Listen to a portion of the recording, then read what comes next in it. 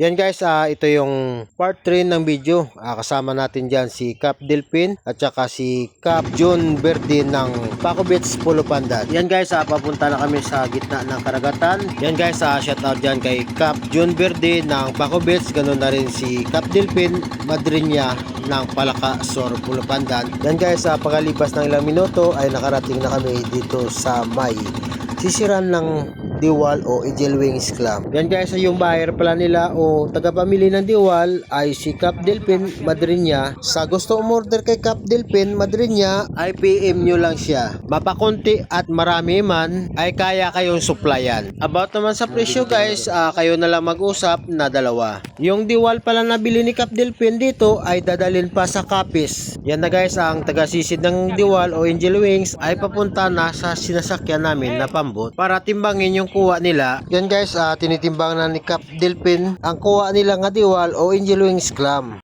Pila ka oras, Meg? 3 oras. 3 oras sa pagsisisid guys ng Diwal o Angel Wings Clam dito sa Paco Beach, Pulo Pandan. Tuwa ni Guro.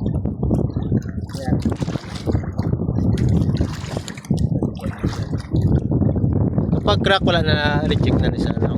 Na-reject na kapag crack. Guys, ganito kapag kasi mahal talaga yung Angel Wings Clam o Diwal kasi sa pagsisid mo lang guys, malalim na at saka delikado. 2 di pa mahigit ang kanilang sinisiran dito sa karagatan.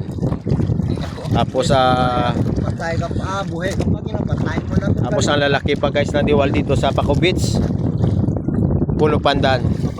Yun ang sabi ni kaibigan, buhay ka pa, pinapatay ka na dahil sa malalim na sinisiran pagkuha ng Diwal o Angel Wings sa dito sa karagatan. Ang sabi ni Cap John Verde, balang araw si GC Quiaso pupunta dito sa Negros para i-vlog yung Angel Wings dito na pinagmamalaki ng taga Negros. Wala na, tapo na.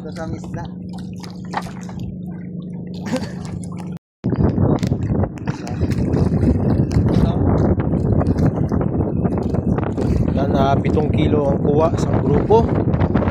At ganito yung kalaking Diwal dito sa Pulo Pandan guys.